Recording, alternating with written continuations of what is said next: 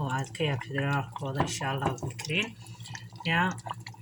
marka saanad ku xasuusanaysaa inay diyaar ku tahay saliid marka aragtida ku korayso alaabtii kalena ay salka jirto ujeedaa saliid carfaysan hadda ku tahay maahan shir wuxuu ka soo urayo timahaaguna waxay ku noqon doonaan timo dheer oo maasha Allah because maxaa yeelay كاروتة waxay leedahay nafaqo fiican geedkan la dhaho rosemary ugu bixiya timaha maaskiga sikriya ama biyihiisa bas ma sha Allah timaha kaaga dhigayo quwad ku yeelayo timaha ku adkaysaa quwad u yeeshaa quwad wax u yeeshaa culays ah weel nadiif ah oo qalayl ah soo diyaarso saa u soo miirno insha Allah marka waa miirayna marka insha Allah ما بحنا المرأة وحسنا سيد حتى يلا كوكا الهريسو